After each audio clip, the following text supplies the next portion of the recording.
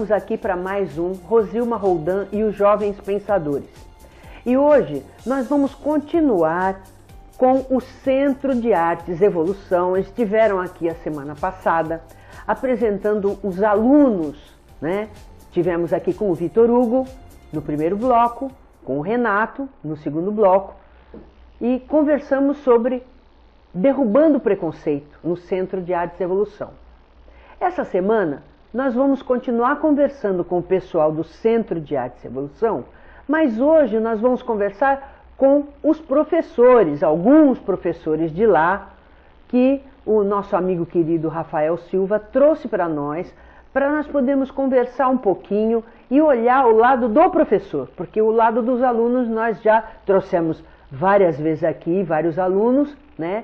E agora nós vamos conversar um pouquinho com os professores. Já trouxemos também aqui, trouxemos até a massoterapeuta, ainda está lá, a massoterapeuta maravilhosa. Temos, quem tiver curiosidade, entre no nosso canal do YouTube e procure lá, porque nós temos algumas reportagens sobre o Centro de Artes Evolução. E como é muito rico, sempre que ele vem aqui, o Rafael, meu amigo, sempre traz alguma novidade de lá. Então seria bom também vocês olharem os programas que já foram feitos em relação ao que é proposto lá no Centro de Artes Evolução. Então hoje nós temos aqui o Rafael e temos aqui dois professores aqui. Nós temos aqui o Júlio, que é o professor de Muay Thai, e temos o Fernando, que é professor de Jiu-Jitsu, lá do Centro de Artes Evolução. Vamos conversar um pouquinho com eles. Então, boa tarde para vocês, tá? Rafael, apresente aqui os nossos amigos. Vimos, pelos alunos que você trouxe, que as artes marciais fazem parte das artes em geral e que lá tem muito mais oferta do que somente as artes marciais. Mas em artes marciais, qual é a proposta? E aí depois cada um vai falar um pouquinho da sua área. Qual é a proposta do centro em relação às artes marciais? Boa tarde, Rosilma, mais uma vez. No caso, a proposta das artes marciais, em primeiro lugar, é sempre a questão do trabalhar o ser humano, assim como as artes cênicas e todas as artes. Trabalhar a sensibilidade a partir do estudo, a partir do esforço, independente se é um esforço que parece ser mais mental do que físico. Na verdade, a arte marcial alia os dois, né? Independente de onde venha essa arte marcial, se ela vem lá do Extremo Oriente, se ela é brasileira, se ela vem dos Estados Unidos, se ela vem... não importa. O que importa é que a arte marcial, ela sempre tem uma raiz única, que é a raiz do respeito, da humildade, do espírito do eterno esforço e sempre do autoconhecimento, buscando sempre, para variar, a constante evolução interna, do autoconhecimento para sempre procurar melhorar a si mesmo dia após dia. E não importa qual é a arte marcial, na minha opinião enquanto diretor, apesar da minha paixão ser o karatê, não importa... Você também é professor de karatê lá, sim, né? Sim. Eu estou subsidiado pelo João Cardoso, que já veio aqui com você. Sim, né? Com um show incrível. Isso, ele é faixa preta aqui em Tudão, hoje ele é premiado, né? Inclusive. Isso, o João Cardoso é técnico da Seleção Paulista hoje, né? Mas, no caso, o karatê é minha paixão, mas isso não quer dizer que eu ache que ele é melhor do que qualquer arte marcial. Ele simplesmente é melhor para mim enquanto prática. Eu prefiro o karatê para mim, Rafael. Eu gosto mais de praticar o karatê. Isso é o que a evolução tem de bom. Exato. A pessoa poder escolher onde ela se sente melhor. De maneira alguma eu desmereço qualquer outra arte marcial. Tanto que o karatê dentro da evolução não é melhor do que qualquer outra arte marcial. Todas as artes têm o mesmo grau de merecimento lá dentro. Não existe uma prioridade sobre o karatê, não existe uma prioridade sobre o jiu-jitsu, sobre o muay thai ou sobre qualquer arte. Todas têm a mesma importância, os alunos são tratados com o mesmo respeito, com o mesmo carinho e com as mesmas necessidades. Se algum professor chegar e falar, preciso de tal coisa, a gente vai correr atrás com o mesmo olhar, com o mesmo respeito. Né? Então, na verdade, as artes marciais são tratadas todas num único bloco, como se fossem todas uma coisa só, né? E sempre com o viés de ser um caminho para a evolução humana. Sim, cada uma tem a sua particularidade, óbvio que isso vai ser respeitado, já é e continuará sendo, mas elas têm todas uma linha única, que é a linha do autoconhecimento, do respeito, do esforço eterno, que a arte marcial é para a vida, não é só do tatame para dentro, né? E a gente vai estar sempre buscando desenvolver no aluno e tirar do aluno o que há de melhor dentro dele a partir desse esforço eterno e buscar tirar dele sempre a partir da luta aquilo que tem de melhor no ser humano que está sendo trabalhado dentro do tatame.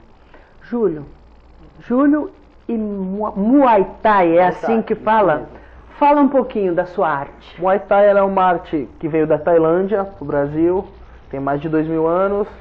É uma arte chamada arte das 8 armas, que nós usamos os 2 punhos, os cotovelos, joelhos e as pernas. É isso daí.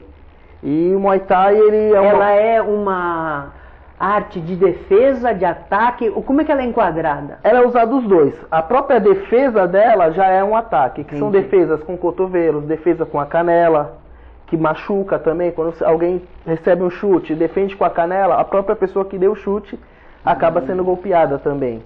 É uma arte que cresce bastante aqui na Baixada Santista, que é conhecida, o Santos é conhecida como a Bangkok brasileira, que é onde o berço do Muay Thai é aqui, onde tem os maiores campeonatos, são aqui na Baixada Santista. Por que fez tanto sucesso? Porque é relativamente recente, né? Por exemplo, Jiu-Jitsu lá do Fernando, que a gente já vai conversar com ele, já é conhecida há mais tempo, né? Inclusive os próprios irmãos Gracie que levaram para o mundo, tal, né? Eu tenho até um sobrinho que lutou muito jiu-jitsu, ensinou muito, era do Rio, agora ele está em Mato Grosso e ele dá aula, enfim, faixa preta de jiu-jitsu. É uma arte mais conhecida, o Muay Thai é mais recente. O que levou Santos a ser assim um polo de Muay Thai? Você tem ideia disso? Então, quem trouxe o Muay Thai para a Baixada Santista foi o mestre Emerson Naja. Ele treinou muitas pessoas. Metade da Baixada Santista vem dele, é da linhagem dele, inclusive o meu mestre, Dalton Castellano. E nisso ele começou muitos campeonatos. Aqui o pessoal da Baixada, uma parte foi unida bastante, conseguiram fazer um campeonato a nível nacional. Que muita gente vem de fora, vem do Ceará, vem de Fortaleza, vem de vários lugares para um campeonato aqui na Baixada, aqui em Santos. E tem faixa? Como é que é? É como jiu-jitsu? Não é faixa, é o Kroang ou Praciate. São as nossas graduações. Entendi. Que começa desde a branca ponta vermelha, assim vai crescendo até chegar à preta. Certo. Agora, uma vez, acho que foi até o Rafael que esteve aqui que a gente conversou sobre isso, que não é a preta maior. Como é que é essa história? Foi você mesmo? Sim, no caso do Karatê, não. No Karatê, a preta é a primeira graduação que a gente diz oficial no caso do Karatê. Tá. Só que são 10 graduações. No caso do meu professor, que eu acabei de falar, ele está na quinta. Sim. Só que, na verdade, vem a preta com ponta branca e vermelha. Depois vem a faixa coral, que ela é toda branca, vermelha. Isso. Aí tem o 7º e 8º Dan, que são o 7º e 8º grau, que são faixa coral. Depois tem o 9º e o 10º, que são faixa vermelha. E aí essa faixa vermelha... acima da preta. Eu me lembro que a gente conversou. E aí o 10º Dan é o maior grau que tem na faixa preta. No Karatê, desculpa. Fernando, e no Jiu-Jitsu, como é que é essa história? Conta um pouquinho do Jiu-Jitsu e a história aí das faixas. Se é a preta última ou não. Como é que é? O Jiu-Jitsu é mais conhecido nosso. O Brazilian Jiu-Jitsu, o BJJ, família Gracie, ele foi desenvolvido em meados do século passado. Né? Ele veio pelo Conde Koma, né, Mitsui Maeda, né, que era do dojo do Kano. Século passado? Isso. Foi por causa da guerra, não? Não, ele veio para cá porque ele tinha um contato aqui com o Brasil e acabou fazendo amizade com o Carlos Gracie, e aí desenvolveram, ele ensinou e aí foi difundido pro Brasil todo. É uma linha, pelo menos pode ser que eu esteja enganada, sempre soube que o Jiu-Jitsu era uma linha de defesa, é isso? Então, Se você pegar no Japão antigo, existiam várias escolas de Jujutsu, né? Umas era chamada de Ryu, outras de Daito. Então essas escolas de Jujutsu, elas vinham dos samurais, né? E Kano não era diferente. Kano, ele sabia o Jujutsu e o que acontece? Ele pegou a parte de projeção e se especializou nela, e ali ele criou o Judô. O Jiu-Jitsu, ele não saiu diretamente do Jujutsu japonês, que também é Jiu-Jitsu. Ele saiu do dojo do Kano, ele saiu do Judô, né? Mitsui, ele ensinou Carlos, e o Hélio Gracie, que era um rapaz franzino na época, ele acabou adaptando para o estilo dele, criando os movimentos de alavanca, né? E criou uma especialidade. Hoje o Jiu-Jitsu é uma especialidade de chão, é uma arte que ele é só especializada no chão, assim como o Judô é especializado em projeções, o Aikido em projeções e quebramento. Então ela é uma especialidade hoje do próprio Jujutsu. Eu sempre entendi o Jiu-Jitsu exatamente como uma luta baseada na força do outro, né? Que é a alavanca.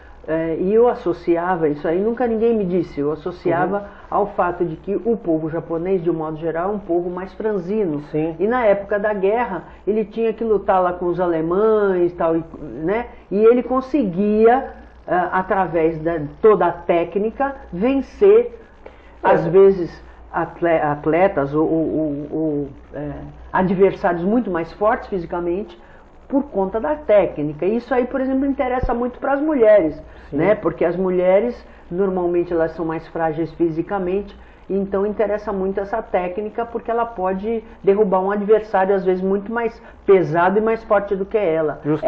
Tem um pouco de verdade nisso? Sim, ou não? justamente. O Jiu-Jitsu ele foi criado para isso, né? Para uma pessoa de estatura mais baixa, como o Hélio Gracie, franzino, submeter uma pessoa com o dobro do tamanho. Né? E por isso que fez tanto sucesso nas lutas, né, mundiais, né? Que os Gracie ficaram famosos por isso, derrubavam... Sim, eles quiseram mostrar a força da arte brasileira, porque o Jiu-Jitsu é uma arte brasileira, né?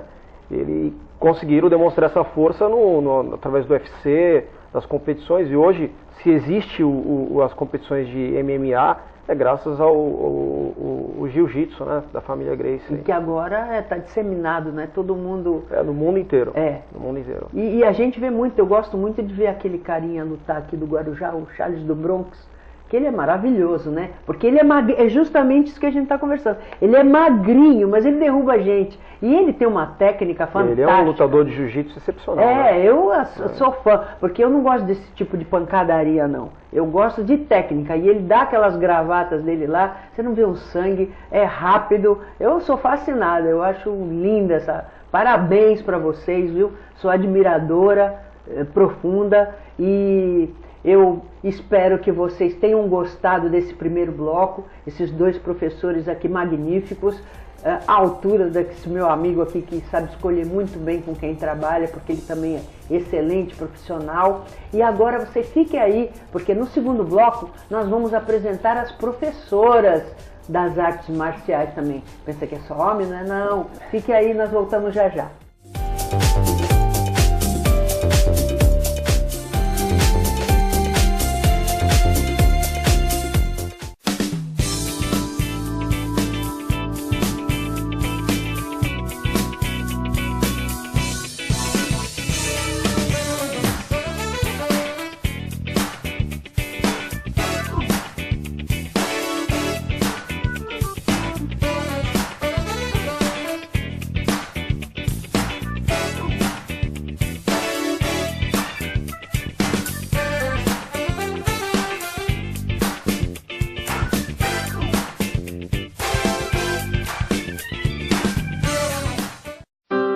Triste, angustiado, cheio de problemas e sem ninguém para conversar.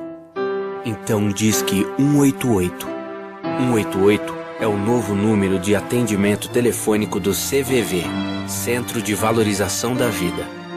De orelhão, celular ou telefone fixo, a ligação é gratuita e funciona 24 horas todos os dias. Ligue 188 e receba apoio emocional.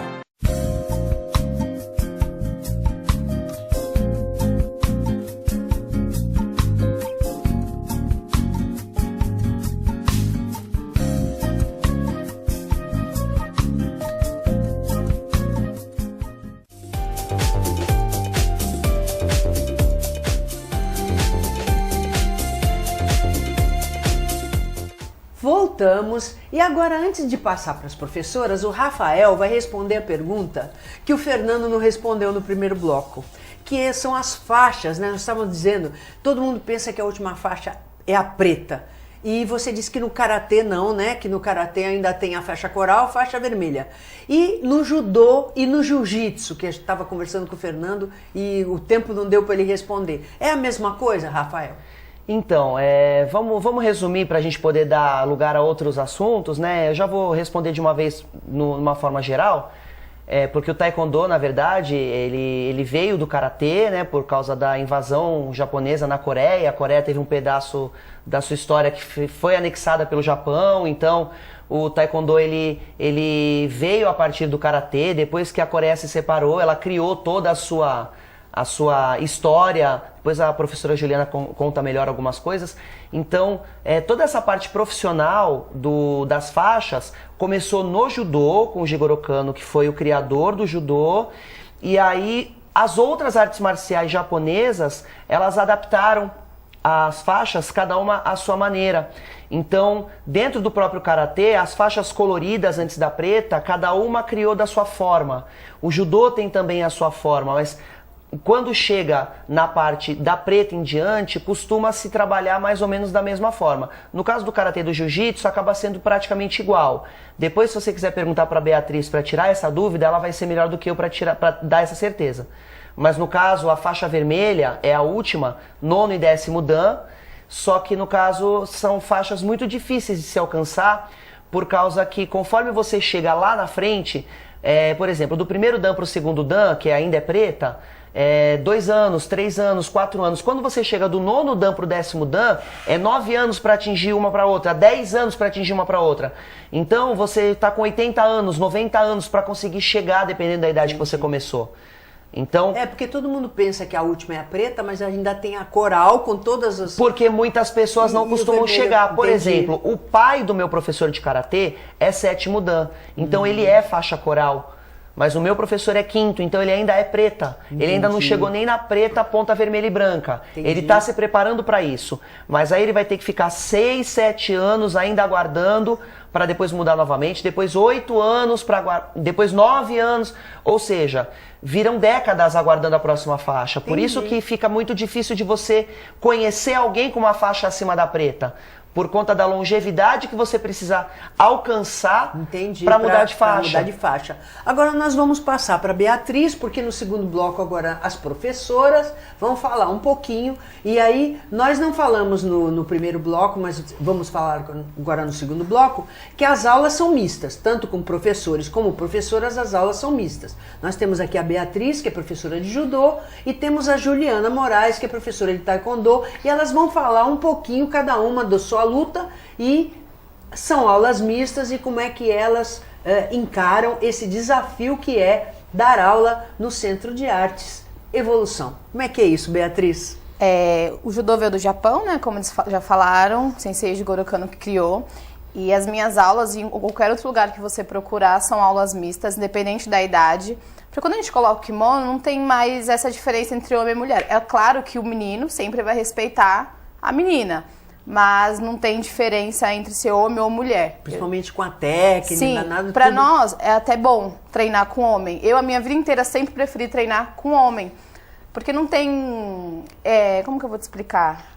Não é diferente, entendeu? Você fica mais forte, você pega a técnica mais rápido, você fica mais ágil. Eu vejo que na UFC, que eu gosto de acompanhar, muitas lutadoras treinam com homens. Sim. Elas acham que elas se preparam melhor justamente Sim. por causa dessa diferença de força Sim. física. Você fica mais condicionada, Sim, é isso mesmo? A gente ganha esse conhecimento deles, essa força dele, a gente consegue absorver bem isso, né? Entendi, bem bacana. E aí o judô, né, no primeiro bloco nós conversamos com os meninos aí e eles falaram, né, que o jiu-jitsu veio do judô, mas se adaptou, é uma luta brasileira, né?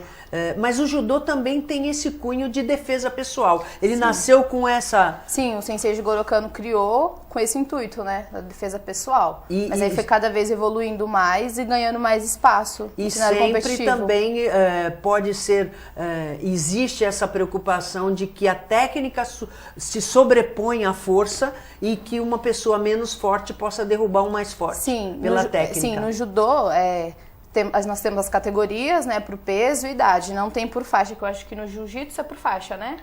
A competição separa por faixa. No karatê a gente separa até determinada faixa e aí dali pra cima também você tem categorias de idade, faixa e dependendo se for faixa muito alta, por peso também. No judô é feminino e masculino, peso e idade. Certo. Mas eu vou te dar, uma categoria feminino, de 70 até 78 quilos. A categoria. Ai, desculpa. A partir de 78 quilos. E aí, às vezes, a menina pesa 78, pode lutar com uma que pesa 76, entendeu? Tem uma diferença no meio. Geralmente, as atletas de ponta estão sempre na ponta do peso, perdem um pouco de peso, né? Pra sempre estar no limite. Mas o peso é sempre parecido. Nunca é muito assim, né? Sim, mas no treinamento isso não acontece né? Eu sempre. gosto de acompanhar o UFC, a gente sempre vê a pesagem e tudo. Eles Você vê até a diferença na pesagem. Eles têm que emagrecer na véspera, né? Sim. Porque quanto mais no limite do peso, mais você consegue lutar. Eu acho que consegue lutar melhor, né? Sim, hoje em dia tá cada vez mais profissional essa parte da pesagem, né? Antigamente no judô a pesagem era no dia. Assim, você pesava às 7 da manhã, começava a competir 9h30. Aí mudou, agora você pesa um dia antes, às 7 horas da noite, para lutar no outro dia. Só que como os atletas perdem muito peso errado, eles começaram a pôr uma pesagem de 5% no dia da competição. Isso são as competições oficiais. E tem um sorteio com 5 atletas de cada categoria, e o atleta que for sorteado, você pode bater 5% do seu peso, entendeu? Assim, a minha categoria é até 70 quilos. Aí você não pode comer muito, porque no outro dia pode ser que você seja sorteado para bater os 5% do seu peso. Se você não bate, você pode ser desclassificado porque está fora do peso. Se você estoura esse 5%, você é eliminado da competição. Porque é antes de você competir. Entendi. A pesagem, entendeu? E aí consegue controlar um pouco melhor. E é o que os grandes clubes fazem hoje em dia, né? Uma vez na semana tem uma pesagem com 3%, 5%, 8%, aí eles determinam. Entendi. Porque senão fica oscilando muito, né? Isso de peso e termina prejudicando depois, o atleta, né? Assim. Juliana, Juliana Moraes, você tá com uma faixinha sua, faixa preta? Minha. Você é perigosa mesmo assim? Não, taekwondo, não, é isso? Taekwondo. Fala um pouquinho do taekwondo. Então, taekwondo é um esporte olímpico. Só lembrando que essas meninas aqui são as professoras taekwondo e judô do Centro de Artes e Evolução do meu querido Rafael Silva. Então, taekwondo é um esporte olímpico. Um esporte maravilhoso, sou suspeita. Ela não está fazendo propaganda. A definição de taekwondo é o caminho dos pés e das mãos, então realmente fala muito, porque 90% é perna, mas a gente usa braço também. Só que é um esporte muito gostoso, a disciplina, conhecimento próprio, autocontrole. Taekwondo é o Lyoto Machida? Não, taekwondo... Não, o Lyoto Machida é karatê. Karatê, né? Karatê. Desculpa, tá, Rafael? Então, taekwondo é um esporte... Mas tem alguém lá bom de taekwondo. O próprio Anderson Silva é faixa preta em taekwondo. Sabia. Anderson Silva, tá? Desculpe. Aqui em Santos taekwondo, nós temos... eu sei. Por isso que ele quebrou a perna. Exatamente. Isso, foi chutando. Pois é. Então, aqui em Santos nós temos grandes nomes, é um esporte olímpico maravilhoso, um esporte que tem muita técnica, então é bem complicadinho para você pegar as faixas, tem muita regra, então é um esporte bem rígido, né? Bem rígido, muita disciplina mesmo. Isso aí é até uma pergunta para as duas. Mulher, existe algum de todos que a gente falou aqui, judô, jiu-jitsu, muay thai, karatê, taekwondo, melhor para mulher? Ou depende, como o Rafael tinha falado, depende de cada um, se sentir melhor? Como é que você acha isso, Juliana? Eu acho que depende do gosto da pessoa, né? Porque, por exemplo, eu já fiz capoeira, sou faixa preta taekwondo. Perigosa, né? Mesmo ela, hein? Eu fiz boxe, né? Eu tava capoeira. Fazendo o jiu-jitsu com o Nino. Então, assim, vai do gosto da pessoa, né? Se você gosta de lutar em pé, se você gosta de lutar no chão. Eu acho importante saber um pouquinho de cada coisa, né? Sim, para ser, como a gente vê no UFC, quanto mais completo, né? Sim, até pra mulher no dia a dia, quanto mais coisa ela puder dominar o corpo dela, né? Você se respeita e você respeita o próximo. Sim. Porque eu sei do que eu sou capaz, eu não sei do que ela é capaz, Sim. então eu respeito muito E ela. se o próximo chegar muito próximo também, você impõe respeito, é isso? Com certeza. Esse é o segredo, Sim, Juliana? sim, é importante, porque na arte marcial você aprende muito a respeitar o próximo. Então, Sim. a gente costuma colocar esse limite, entendeu? E é muito bom isso, né? Não, Porque você se impõe. eu falei brincando, mas é que a gente hoje, aliás, há umas 2 semanas, a gente soube de um caso de uma garota, saiu na televisão, que ela ia pegar um ônibus na rodoviária, aí pediu uma informação para o segurança ofereceu carona, e aí o segurança na carona não se sabe o que aconteceu, e aí no fim ele acabou matando a moça, ele está até preso, foi logo preso logo depois. E até em conversas, a gente estava conversando, o cara era segurança, aquele cara, né, aquela parede, né, que a gente sabe. E a mulher, fisicamente, principalmente a que não faz luta, a que faz luta também, mas ela é mais frágil, né? Fisicamente, as articulações, é muito mais delicada que o homem. Eles olham a mulher quase como uma criança, né? E eu acho que os tempos que a gente vive são muito difíceis para a gente andar por aí dando sopa. Eu acho muito importante as mulheres fazerem defesa pessoal, sim, né? E eu queria uma palavrinha de cada uma para a gente terminar o programa, olhando lá para a câmera, dando recado para as nossas amigas, companheiras, irmãs, mulheres. Por que vocês recomendariam uma mulher fazer alguma luta com esse foco? De estar numa situação e poder se defender, pelo menos para derrubar o cara e sair correndo, né? Enquanto ele fica lá tentando se recompor, aí a gente já está longe, porque essa menina, inclusive, que foi assassinada, a última ligação dela no celular foi 190. Ela chegou a tentar chamar a polícia, mas não chegou a tempo, né? Mas conseguiram prender o cara, mas também, né, a gente prefere que haja a prevenção. Então eu queria uma palavrinha de cada uma, olhando ali para as meninas irem fazer uma luta pessoal no Centro de Artes e Evolução. Posso falar? Pode.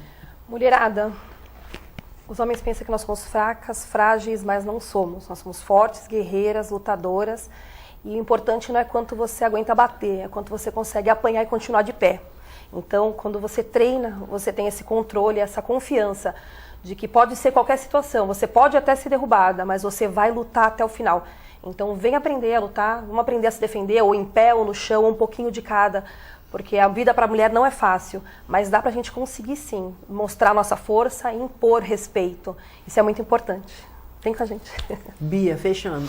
Não tenham medo, né? Porque às vezes a gente fica com medo, olha de fora, pensa que é uma coisa e não é, não machuca, não tem nada a ver isso. Não tenham medo. Do mesmo jeito que vocês enfrentam os problemas de vocês, enfrente isso também. Vem conhecer. Não custa nada. Você conhece, são muitas artes marciais, né? Uma você vai gostar e você vai se adaptar.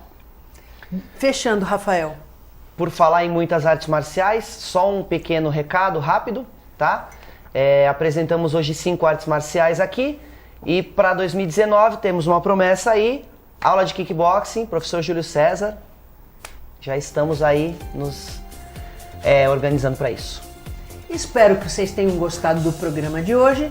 Esperando você sábado que vem às 15 horas com reprise segunda-feira, 17h30. Lembrando que pomos tudo no YouTube para você assistir e rever quando quiser. Até lá!